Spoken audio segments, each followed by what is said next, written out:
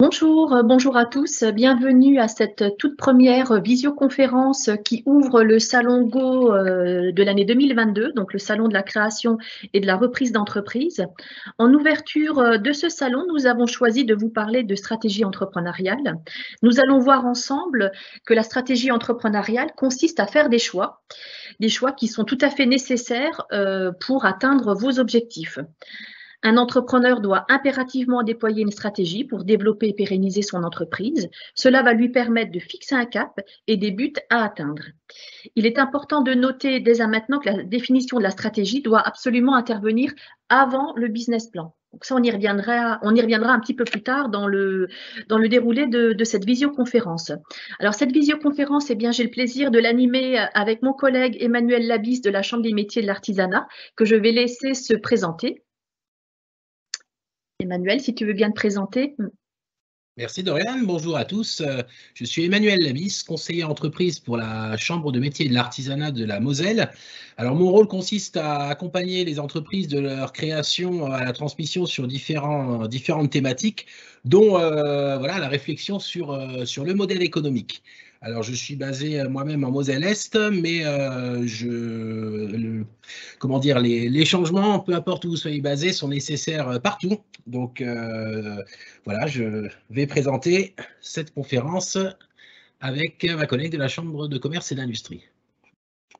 Et donc, je me présente rapidement, donc Dorian Stark. Donc, pour ma part, je suis responsable du pôle entrepreneuriat à la Chambre de commerce et d'industrie de la Moselle. Alors, je précise que nous vous invitons à poser toutes vos questions via le chat qui est à votre disposition. Donc, le chat, vous le retrouvez en haut de votre écran. Ce sont les deux petites bulles que vous voyez. Donc, n'hésitez surtout pas donc, à cliquer dessus, à poser vos questions, à les écrire et nous traiterons toutes vos questions à l'issue de cette présentation. Donc, n'hésitez pas à les poser au fur et à mesure qu'elles vous viennent à l'esprit pour ne pas les oublier. On les reprendra les unes après les autres à l'issue de cette présentation.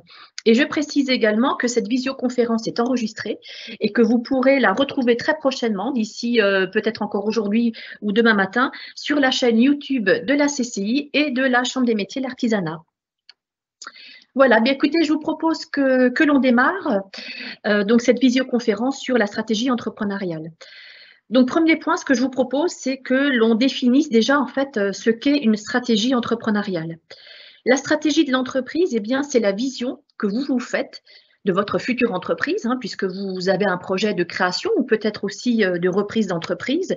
Donc, la vision que vous vous faites de votre future entreprise et qui va permettre de créer de la valeur et de déterminer les choix qu'il va falloir effectivement effectuer pour atteindre vos objectifs. Donc, on comprend bien dès le démarrage de cette visioconférence que la stratégie, c'est d'abord une question de choix, des choix qui doivent être réalisés, mais qui ne doivent pas être réalisés au hasard, des choix qui doivent être mûrement réfléchis. Pour réaliser ces choix, eh bien, ça sous-entend que vous ayez réalisé un certain nombre de réflexions préalables. Tout d'abord, cela sous-entend que vous ayez défini des objectifs stratégiques.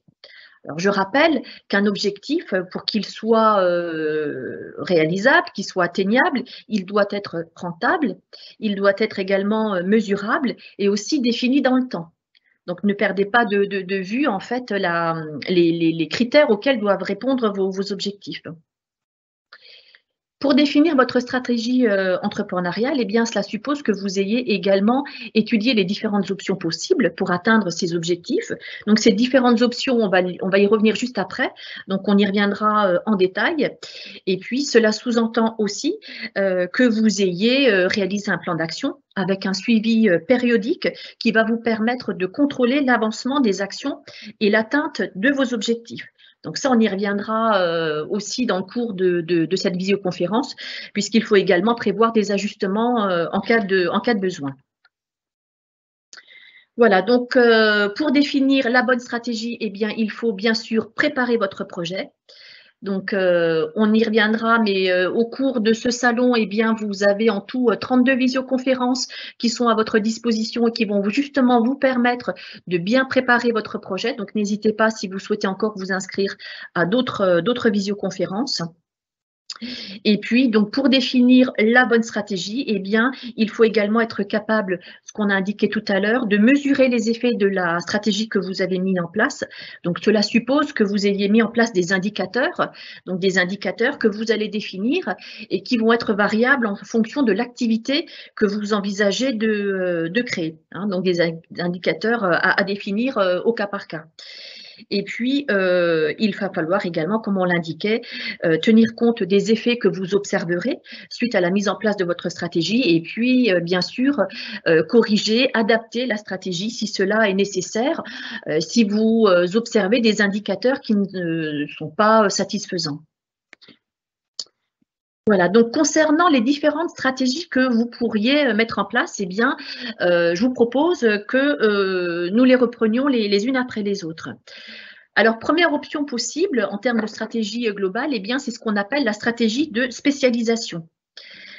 Alors, la spécialisation, eh bien, ça consiste à se concentrer sur un seul métier dans lequel, en fait, vous allez déployer eh bien, toutes vos ressources et toutes vos compétences. Pour vous donner un exemple, on pourrait imaginer donc un commerce, par exemple, qui vend de l'électroménager, du gros électroménager, du petit électroménager, des télévisions, du multimédia. Donc là, on est en fait sur une stratégie qui est relativement large. Et en termes de spécialisation, eh bien, on pourrait imaginer un point de vente qui ne vende que des télévisions. Voilà, donc là, on serait très clairement sur une activité spécialisée qui opte pour une stratégie de spécialisation. Alors, cette stratégie de spécialisation, elle présente un certain nombre d'avantages. C'est qu'elle peut vous permettre d'avoir un avantage concurrentiel fort. Vous êtes un hyper spécialiste, donc ça peut être effectivement intéressant. Cette stratégie, elle peut également vous permettre de réaliser des économies d'échelle. Hein, vous allez peut-être pouvoir acheter moins cher. Vous allez aussi pouvoir peut-être optimiser en fait vos ressources humaines puisque tous vos employés seront hyper spécialisés. Donc, en termes de formation, etc., vous allez pouvoir faire des économies d'échelle. Et puis, en termes d'image, ça va vous permettre également de développer une image extrêmement positive d'hyper spécialiste. Voilà, donc il peut y avoir des avantages effectivement intéressants si vous optez pour cette stratégie qui va tout de même présenter également quelques limites. Puisque effectivement, si on constate que sur votre marché, on constate l'apparition de produits de substitution. Donc, pour vous, le retournement peut être peut-être un petit peu plus difficile. Voilà, notamment si on est également sur une saturation de la demande, ça peut poser quelques difficultés aussi. Il va falloir être très réactif et vous repositionner très, très vite. Voilà, et puis effectivement, puisque vous avez du matériel, des ressources qui vont être hyper spécialisées, ça peut engendrer parfois quelques rigidités, justement, s'il faut rebondir et changer de stratégie. Voilà, donc, mais voilà, c'est une stratégie possible que vous pouvez tout à fait mettre en œuvre.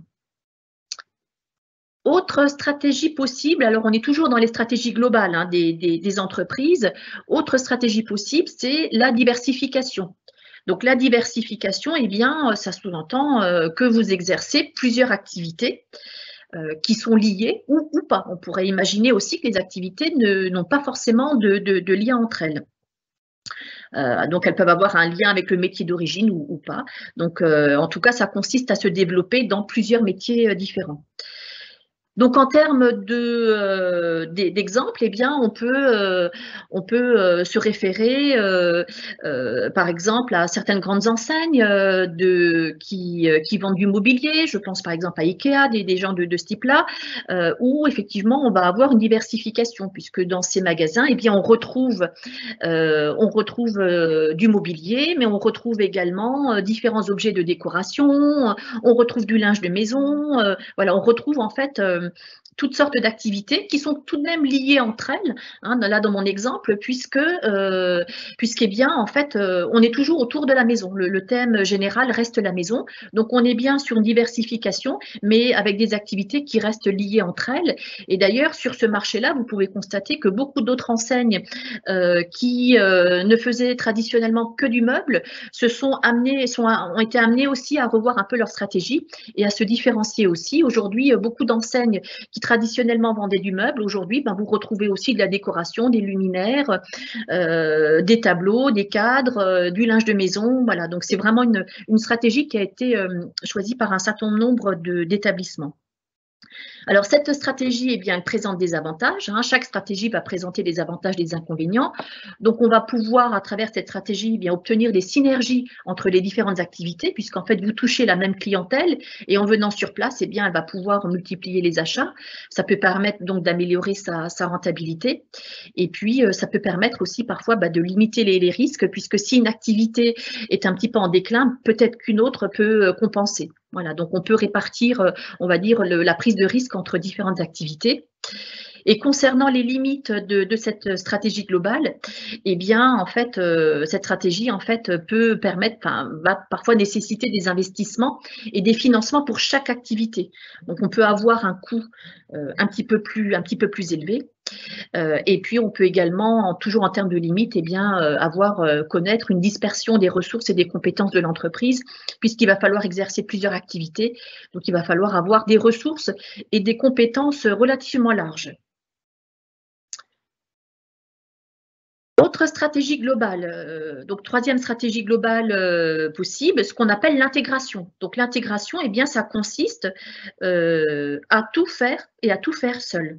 Donc là, dans cet exemple-là, eh bien, on internalise complètement des activités secondaires. Si je prends un exemple plus lié à l'artisanat, vous avez certainement autour de vous des entreprises qui vendent des fenêtres, qui vendent des portes.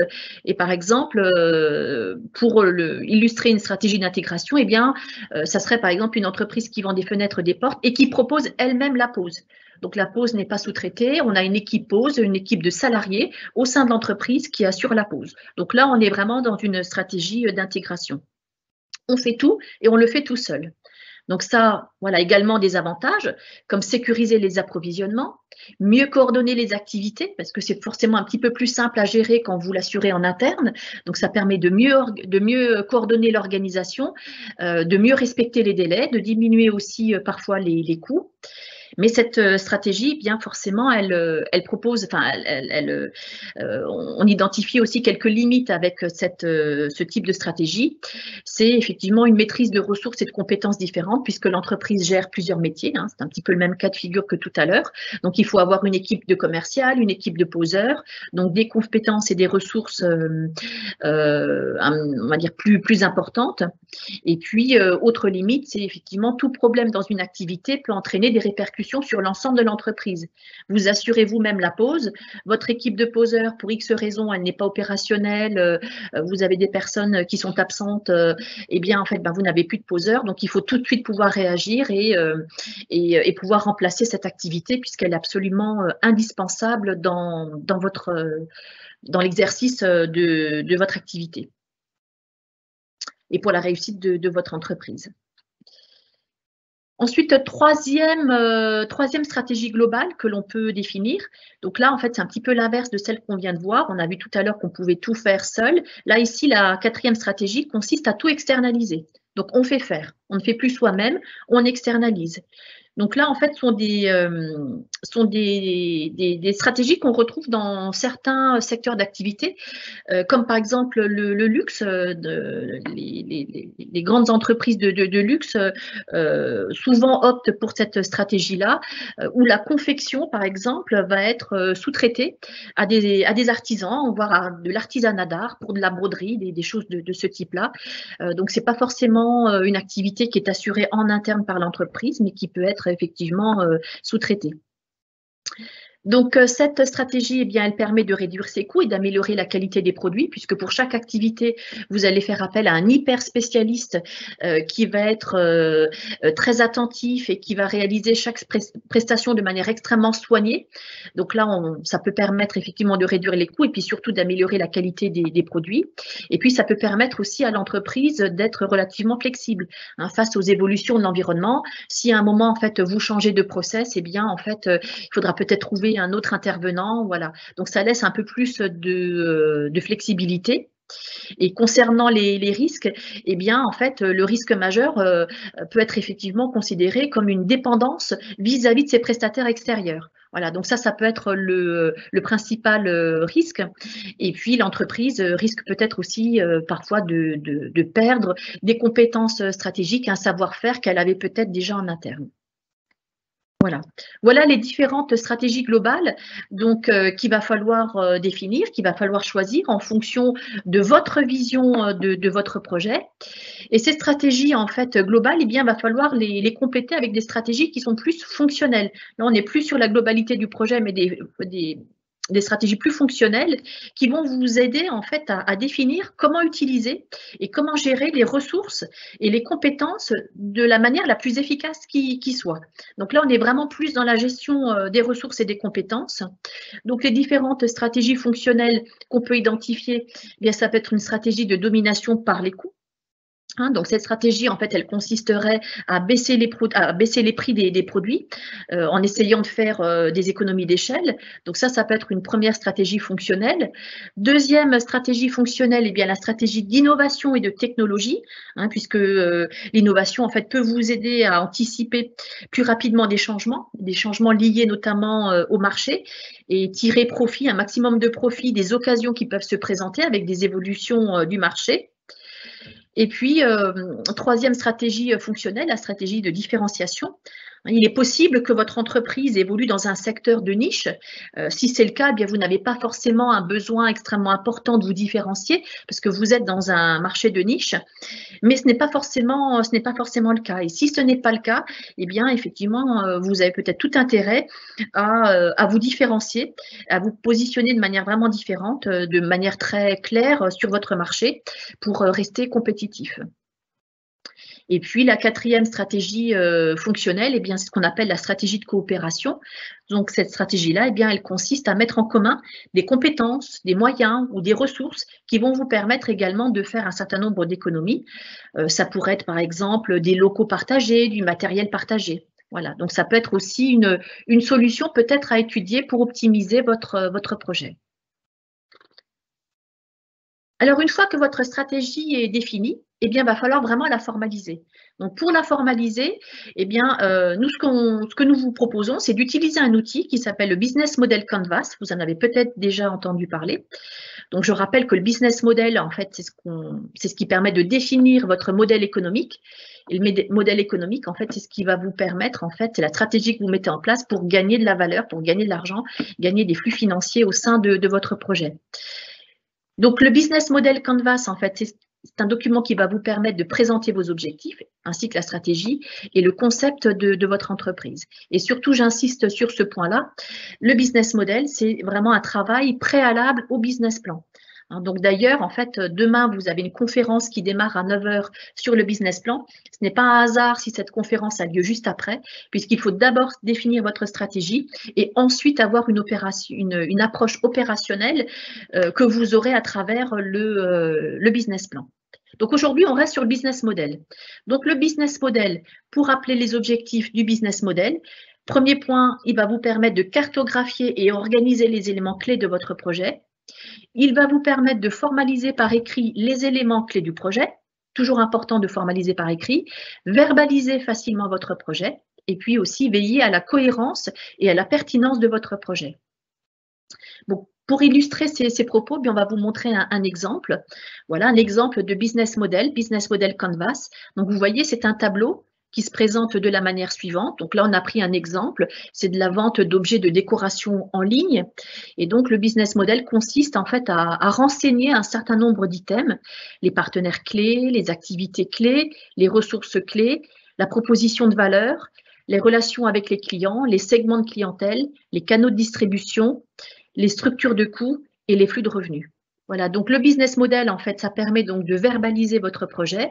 Dans un business model, je précise qu'on n'indique jamais de phrases, sont uniquement des mots, des items, en fait, que vous positionnez.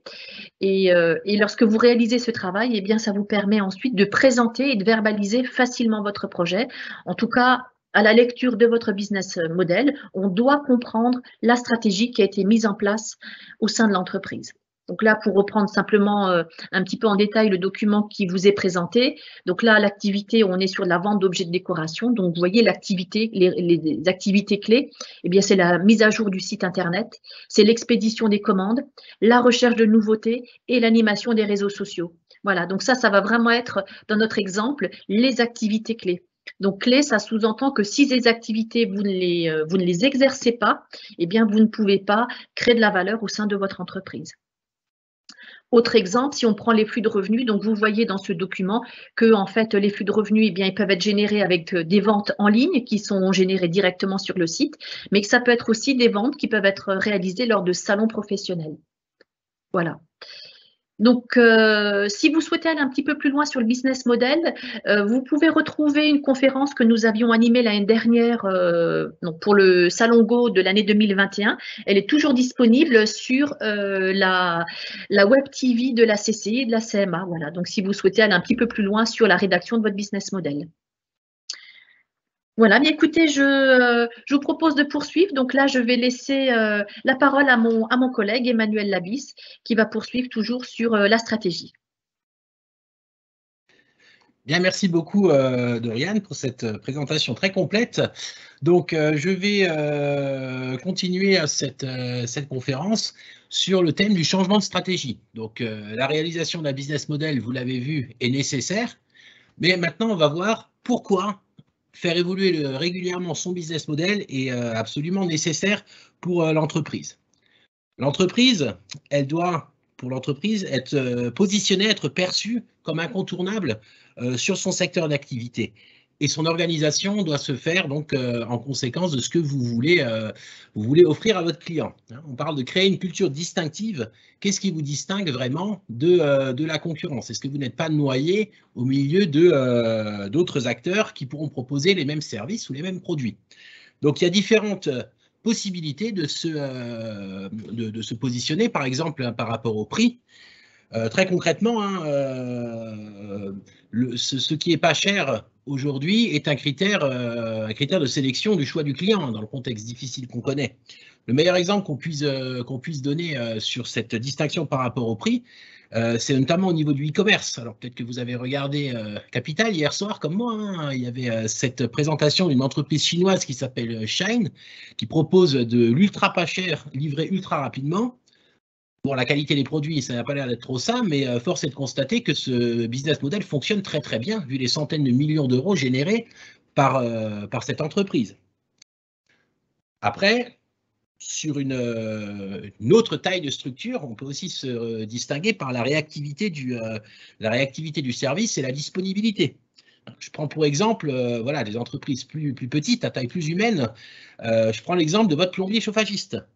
Le plombier chauffagiste, il peut très bien se dire je ne fais plus d'installation complète de chaudière, de pompe à chaleur ou de climatisation. Ce qui va me laisser du temps pour être plus disponible pour mes clients, pour être plus réactif, pour faire du service après-vente, de la maintenance ou de la réparation.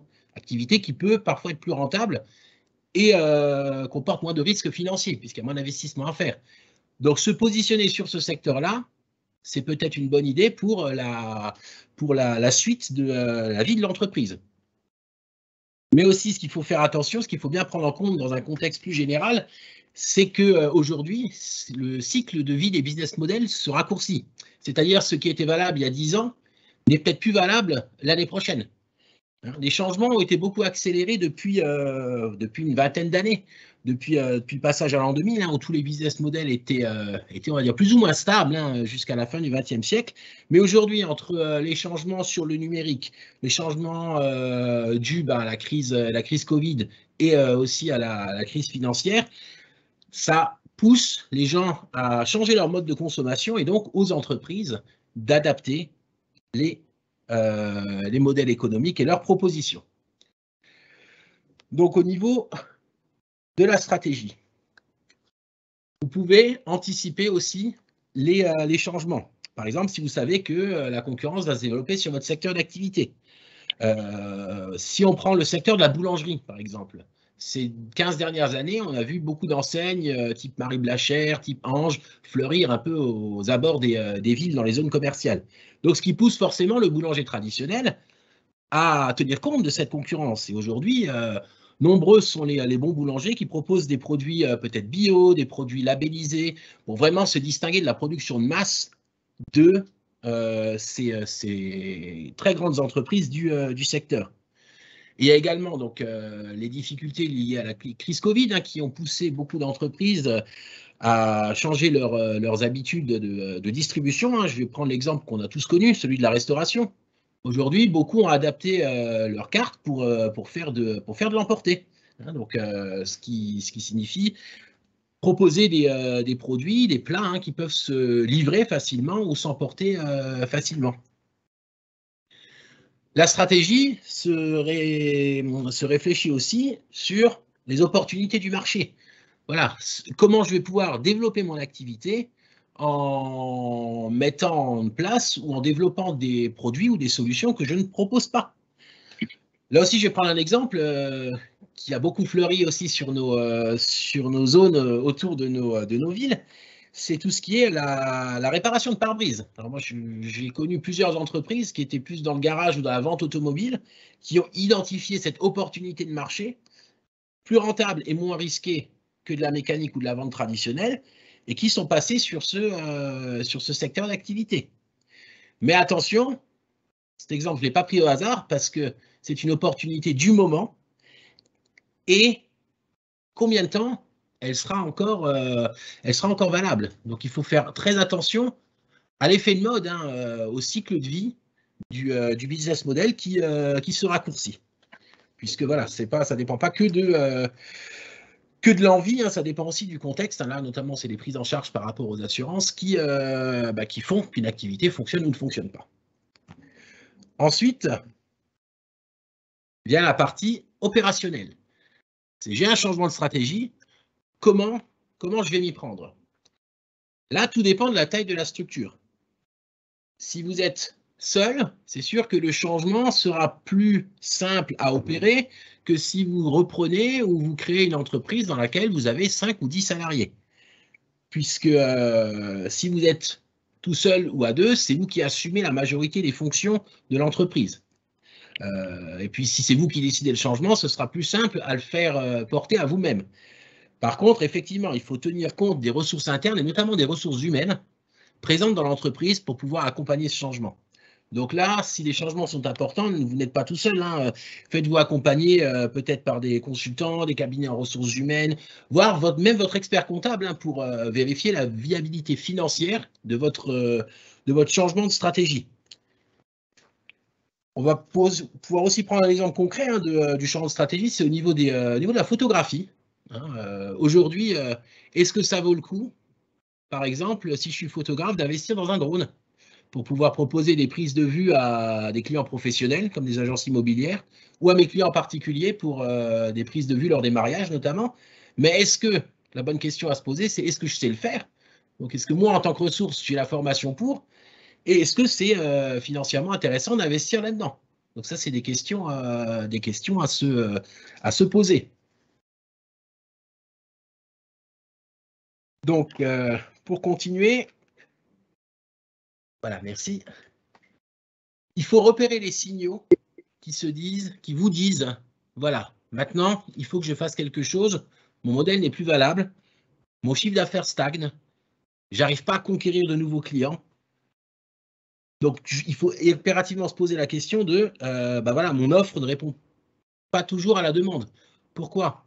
Pourquoi est-ce que j'ai toujours les mêmes clients? Pourquoi est-ce que je ne me développe pas? Là, on peut prendre de nouveau l'exemple de la restauration. C'est que si vous ne changez pas votre carte régulièrement, ça va être difficile de faire évoluer votre restaurant vers une autre clientèle.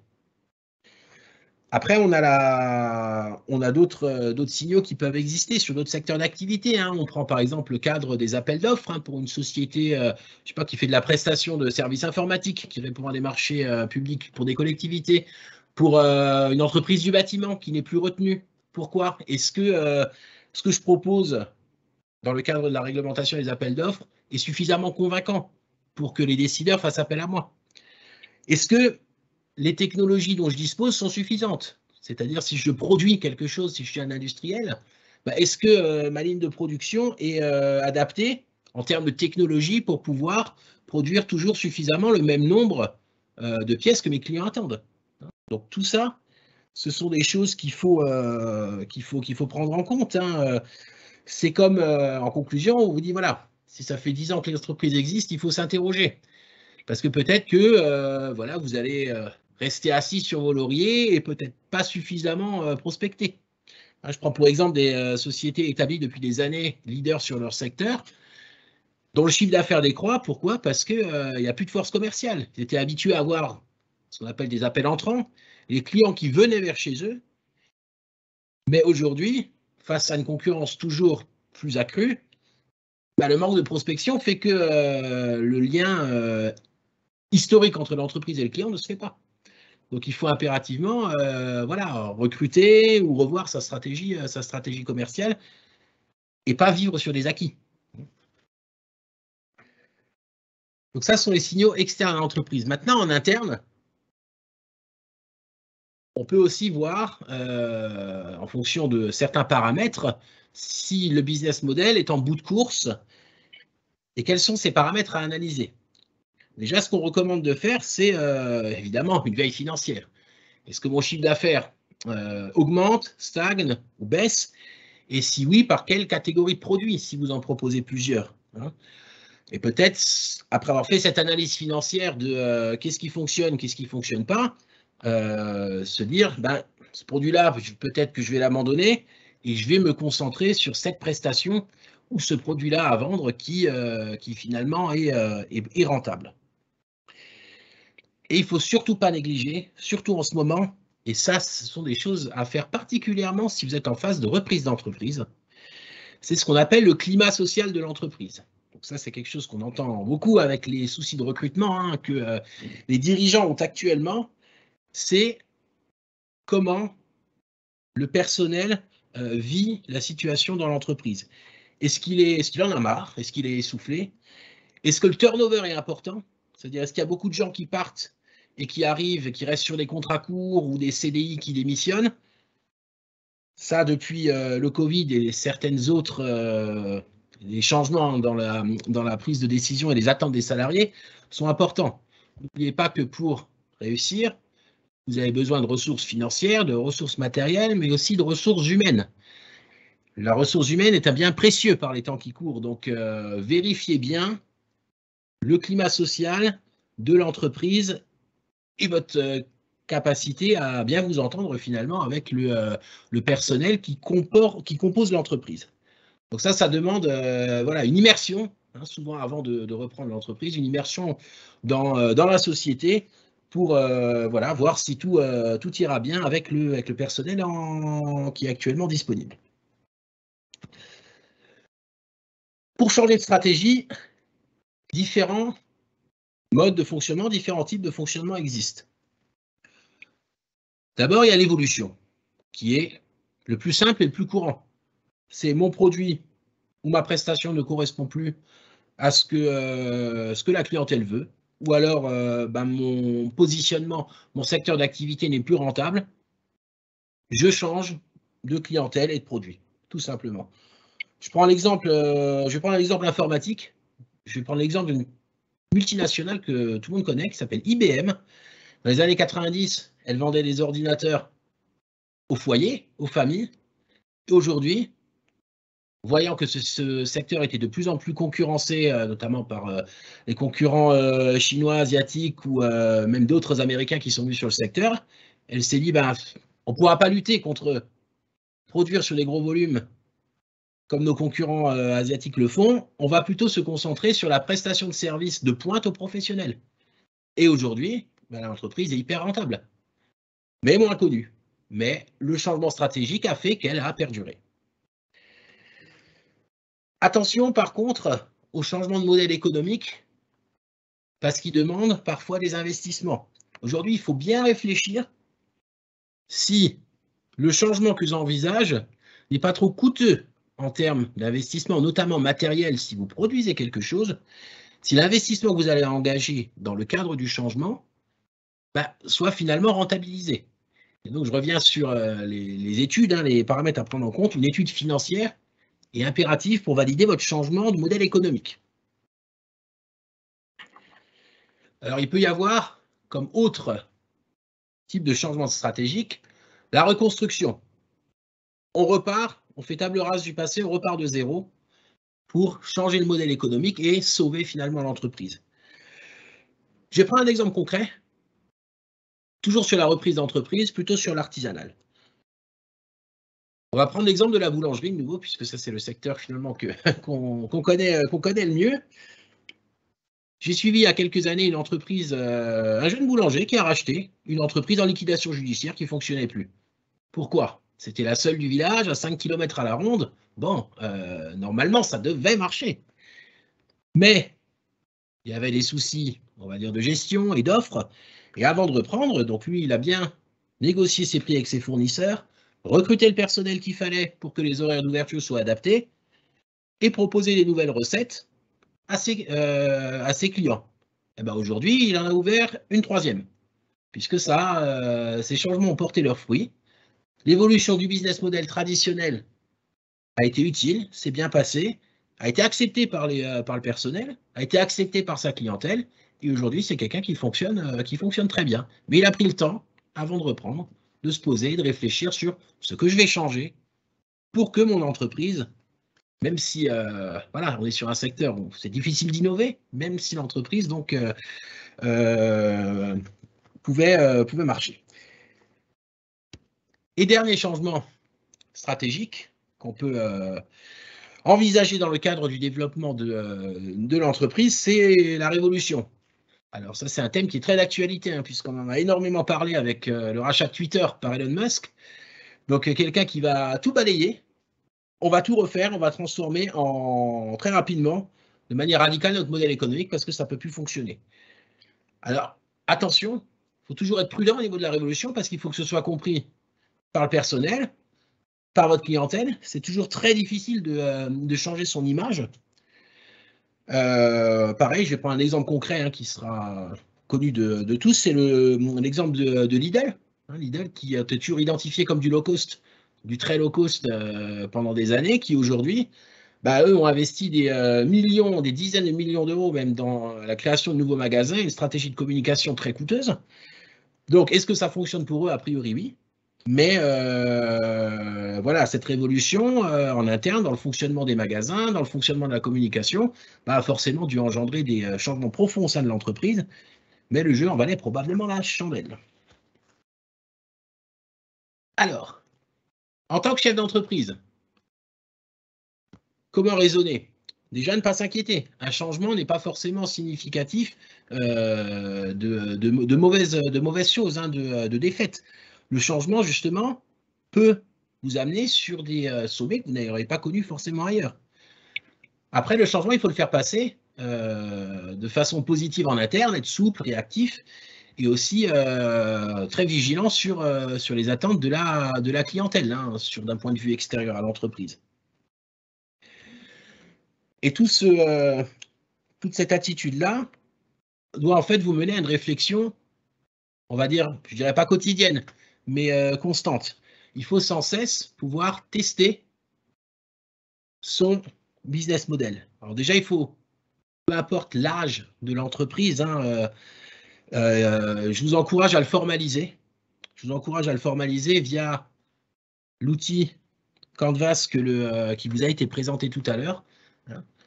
Il est important de le faire à la création de l'entreprise, mais aussi dans les années qui suivent, pour bien vérifier que ce que vous proposez et votre manière de fonctionner est toujours en phase avec les attentes des clients, mais aussi fonctionne toujours d'un point de vue interne et d'un point de vue financier, bien entendu. Hein. Donc n'hésitez pas aussi à le confronter en parlant, en proposant vos solutions à vos clients qui vont vous dire, bah oui, ça effectivement, c'est une prestation que je serais prête à consommer chez vous, et surtout à le présenter à votre personnel qui pourra, voilà, se dire, je marche avec vous dans cette stratégie, où voilà, il faudrait qu'on revoie tout ça. Les erreurs à éviter. Alors, ce qu'il faut impérativement ne pas faire, c'est rester flou. Il faut assumer ses choix, il faut les faire savoir, il faut être clair. Hein. Il faut toujours, comme dit pour votre clientèle, être identifié comme celui qui va vous apporter cette solution, ce produit à ce prix-là, et en interne, ne rien cacher à ses collaborateurs. C'est la meilleure façon finalement de travailler en équipe, en cohérence ensemble. Aujourd'hui, voilà, la démarche à maintenir, c'est vérifier régulièrement votre business model. Est-ce que mon fonctionnement est toujours en phase avec les attentes de mes clients? Le business model, pour conclure, hein, n'est jamais figé. Il faut toujours tenir compte des évolutions du marché, des évolutions de la technologie, des habitudes des clients. Donc, hein, toujours rester réactif en interne, mais aussi en externe. Voilà, donc ça nécessite une réflexion permanente. Et je vais conclure sur cette phrase. Très bien. Merci beaucoup. Écoutez, je vous propose que nous passions à la partie questions. Un certain nombre de questions ont déjà été posées via le chat. Une première question qui nous a été posée, est-ce que le business model et le business plan sont des éléments obligatoires pour mener à bien un projet ? Alors, j'aurais tendance à vous dire que oui, puisqu'il faut bien comprendre que le business model et que le business plan, ce sont vraiment des outils qui vont vous permettre de mettre un maximum de chances de réussite de votre côté. Préparer un projet de création et de reprise d'entreprise, ça prend du temps. Effectivement, c'est une étape qui peut paraître relativement longue. En tout cas, il faut y consacrer du temps. Et oui, le business model et le business plan nous paraissent effectivement indispensables. Ils vont vraiment vous permettre d'étudier votre projet, de le travailler, de le fouiller, de le creuser. Et ça va vous permettre, en faisant tout ce travail de préparation, de mettre un maximum de chances de réussite de votre côté. Une deuxième question, Emmanuel, si tu veux y répondre. Vers quels acteurs stratégiques peut-on se tourner pour valider, obtenir un conseil sur l'élaboration de son business model ? Alors effectivement, hein, comme tu le rappelais, il est très important de pouvoir formaliser hein, déjà ce business model et ce business plan avant de se lancer hein, dans sa création d'entreprise. Écoutez, on peut vous proposer de se retourner vers les chambres consulaires, hein, vers la chambre de commerce et d'industrie ou la chambre des métiers, où nous avons en interne hein, des spécialistes de la création d'entreprise qui pourront vous aider à rédiger ces deux documents importants, mais aussi les tester. Hein, par exemple, hein, je sais que vous proposez toujours le fameux crash test, hein, qui est de très très bons conseils pour l'amélioration du business model, que je vais peut-être te laisser présenter, hein, puisque tu l'organises depuis des années. Oui. Effectivement, à la CCI, nous proposons maintenant depuis quelques années ce qu'on appelle des crash tests entrepreneurs. Donc, on accompagne les porteurs de projets à la réalisation du business model, donc avec l'outil qui vous a été présenté, hein, donc le business model Canvas. Donc, un conseiller vous accompagne, vous aide à la construction du business model. Une fois qu'il est établi, on vous propose de passer en crash test entrepreneur. Donc, ce sont des rencontres qui ont lieu tous les mois avec nos partenaires. Et donc, vous avez 5 minutes pour vous présenter votre projet, donc sur la base du business model. Et ensuite, il y a un temps d'échange avec les différents partenaires présents. L'objectif étant de vous apporter en fait nos recommandations sur votre business model pour attirer votre attention sur des points qui, selon nous, devraient être peut-être creusés, retravaillés. Mais l'objectif est également d'apporter des recommandations, en tout cas d'attirer votre attention sur des points qui nous paraissent être tout à fait positifs dans votre business model, de manière à vraiment les mettre en avant. Hein, donc, on voit toujours les deux aspects. Les aspects qui, selon nous, mériteraient peut-être d'être retravaillés ou approfondis, et les aspects également positifs de votre projet. Les deux sont importants. Autre question, une question qui porte sur l'étude de marché. Doit-on obligatoirement réaliser une étude de marché en détail, surtout pour la partie analyse de la concurrence? Doit-on analyser tous les concurrents sans exception? Emmanuel, est-ce que tu veux y répondre ou... Oui, je peux y répondre. Alors, oui, il vaut mieux savoir où on va. Hein, et ça, l'analyse de la concurrence, c'est un point qu'on ne peut absolument pas négliger dans la réalisation et d'un business model et d'un business plan. Exemple concret, hein, si jamais vous ouvrez une pizzeria, c'est un secteur hyper concurrentiel, ne négligez pas dans l'analyse de vos concurrents traditionnels seront les autres pizzerias, mais négligez par exemple pas ce qui peut se proposer en boulangerie, qui propose de plus en plus de snacking, ou dans les cafétérias, les grandes surfaces. Parce que eux, voilà, ils vont pouvoir peut-être proposer des choses, alors peut-être moins authentiques que vous, mais beaucoup moins chères. Et si votre business model est axé sur le prix, hein, sur une offre peu chère, ben, vous n'allez pas pouvoir lutter contre ces concurrents-là, qui de toute façon sont moins chers que vous. Donc, regardez bien vos concurrents directs, mais aussi vos concurrents indirects. Par contre, après, il faut aussi voir, par exemple, le chiffre d'affaires potentiel qu'une activité peut générer sur un secteur d'activité. Je reprends mon exemple du chauffagiste. Si vous me dites, ben moi, je vise 300 000 € de chiffre d'affaires, mais je suis tout seul, ben là, on va vous dire déjà non, c'est pas possible. Hein. Pour atteindre ce chiffre d'affaires-là, il faut 3 ou 4 salariés. Donc, ces renseignements-là, vous pouvez les prendre auprès, je pense pour l'artisanat, chez nous, hein, dans notre structure à la Chambre des métiers. On vous dira si par rapport aux autres, c'est cohérent ce que vous envisagez. Et pour le commerce, je pense, Doriane, que vous avez aussi cet à même de renseigner vos porteurs de projets là-dessus. Oui, tout à fait.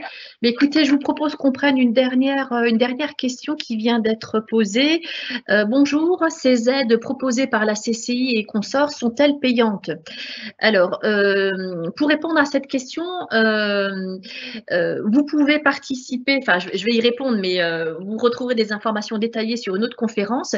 Mais ces accompagnements, en fait, sont pris en charge par le Conseil régional du Grand Est.